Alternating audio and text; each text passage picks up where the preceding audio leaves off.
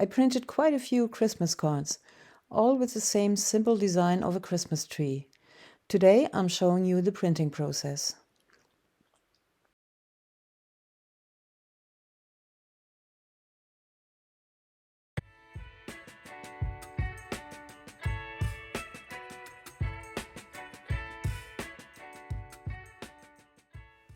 Hello Jelly fans!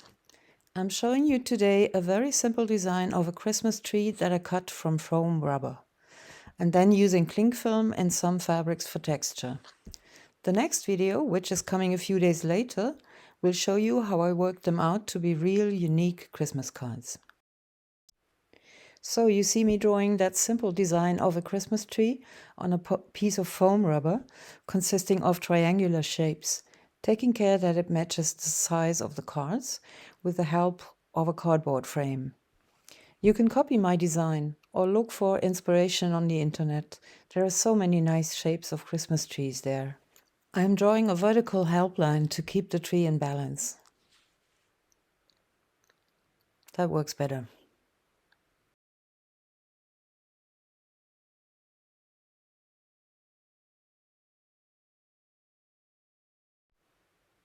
I cut these triangles out one by one. The reason for this is that I want to arrange them so that there is always a gap between the triangles to make it more interesting. You'll see how it works in a minute.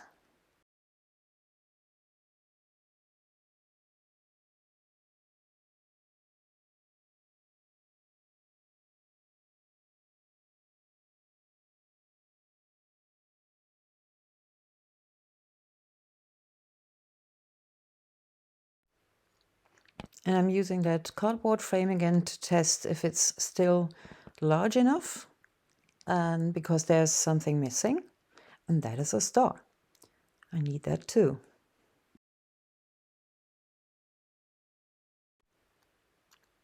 I'm cutting it out.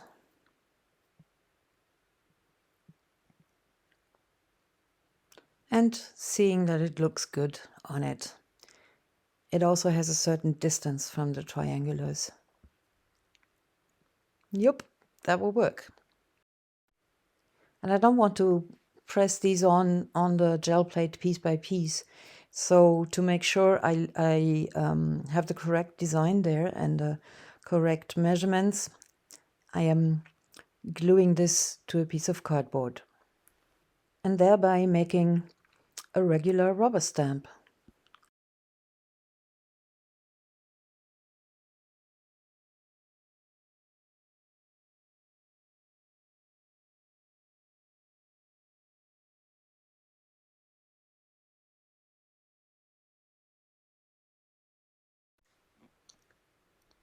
And adding the star,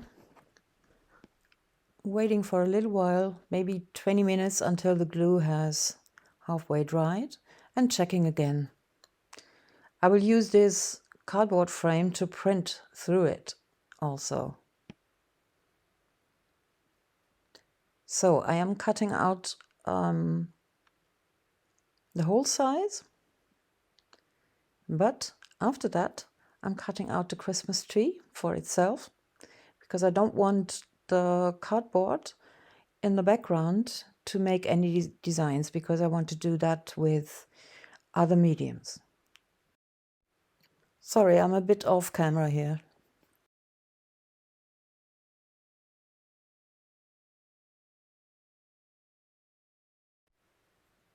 And the result is that I also get the negative shape of this, which I'm also gonna use later. I made a mistake here. See that I put the design strokes and the vertical line in the Christmas tree. I glued it so that this is visible to the print side, which was a bummer because it'll show in the prints, which I didn't think. Anyways, I'm inking up. This is my large Gelelf plate, and because I like to work on the plate, also brayering off the paint off the brayer. And you can see me preparing some cling film so that it has a lot of nice wrinkles. Now I'm trying to press this on to see if this will show through the cling film, but that didn't work. As you see here, it didn't work. So I'm printing it on by itself afterwards again.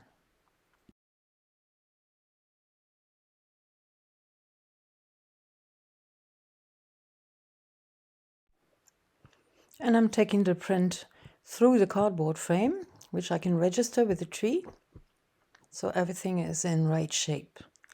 But I'll also make a few prints without that.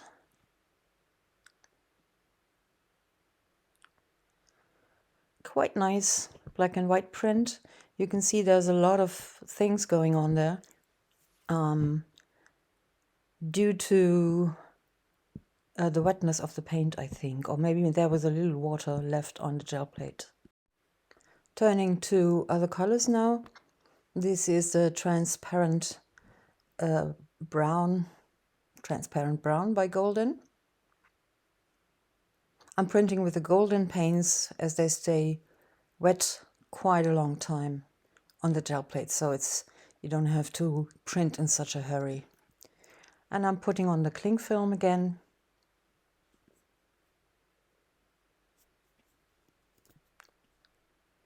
And taking it off. Doing the Christmas tree. Yeah, looks good. And again, using that cardboard frame to print through it. I'm printing on some rather cheap paper from the dollar store, but it's like, I think it's 180 GSM. So here you can see that the Gelli plate picked up the outlines of the tree that I made and also the vertical line. It's kind of, it annoys me first, but then I think, well, it's just an interesting design. So this is the next one, and I'm sorry, I forgot to switch on the camera. I made basically the same thing with yellow and orange, red. And I'm going to do another one to show you. I'm using a rather thin layer. And also, oh, I made a mistake before. I said the golden paint. It really has to be the golden open paint. That's the slow drying paint. And I'm doing this upside down because I want the yellow on the top. And adding the cling film over the tree this time.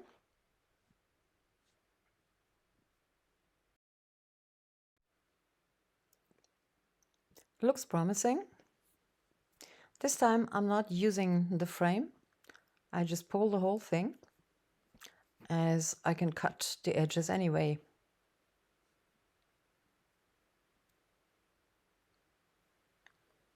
Nice print.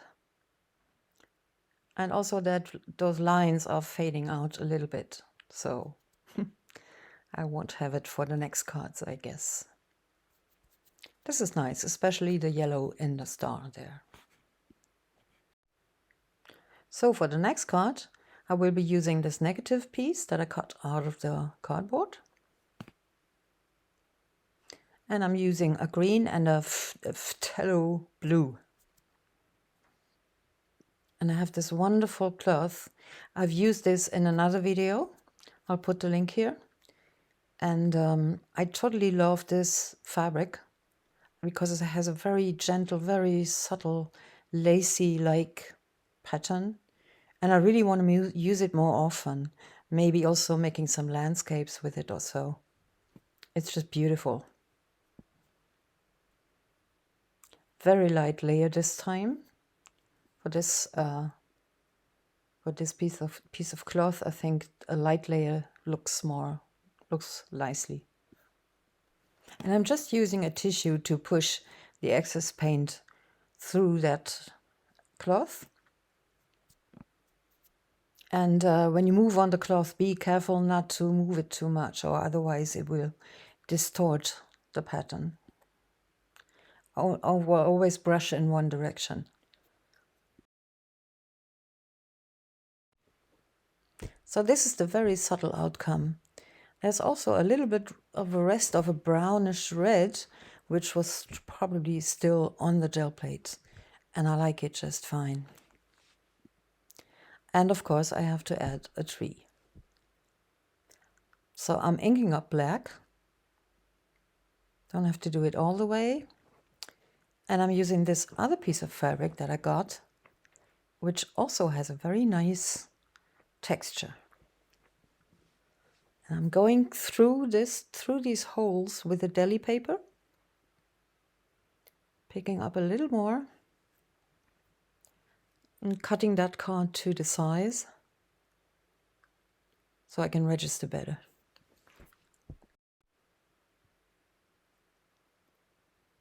Placing the negative on that black and white print and putting the frame there. And although I've cut this one, it's a lot easier to register it in the right place.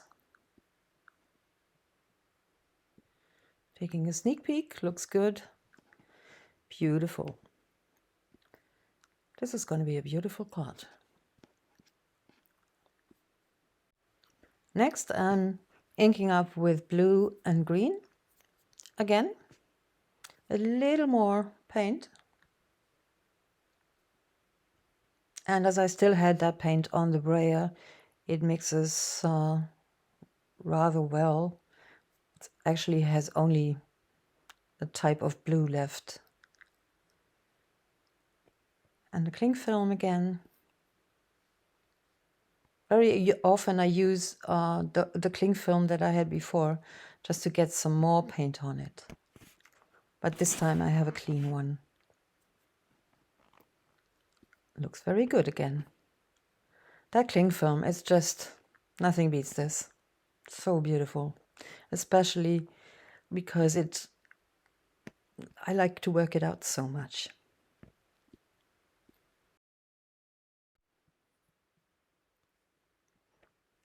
I love that. It looks like an ocean.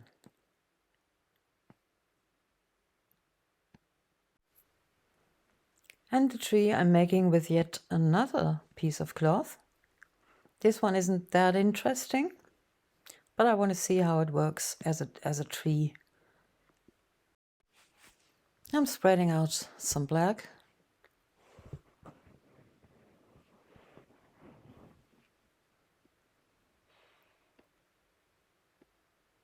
Putting the cloth on.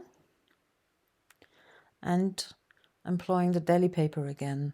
You can see through it where you've been or where you've not been before, even if you use, like in this case, the same paper. That looks quite interesting. I'm spraying a little bit, a little bit of water there. I hope you can see it. There you can see it formed some drops, but I'm picking up the wetness in the drops, because otherwise they would be just black blobs, and I want them to be white blobs. It's just a few. So I'm placing my light colored backgrounds in the frame, rubbing gently, and there it is. Has a few black drops, which I'm trying to get off but can't. But that won't matter in the end. It'll get some crystal balls as well. So that's in part 2, the working out. Note that because I used the negative, I don't have these gaps between the triangular shapes in this case. Now I'm working with the brown again. I kind of like this color. It's the effect is a little bit like a black and white if you stick to just the brown, or like an old faded brown photograph of black and white. But I'm using a used cling film, so it gets a little bit of blue, which is also a good effect. And printing through the frame. Don't know if you saw that, but I'm always using a second sheet to press from behind so not to get the paint on my fingers on the back, because they are cards and you want to be able to write something in the back. Nevertheless, I somehow got paints on almost all of them on the back. I don't know how to do this.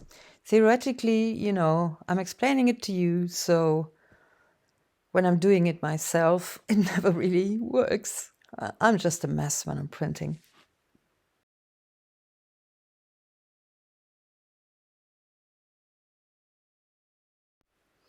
So sorry, the camera went off again.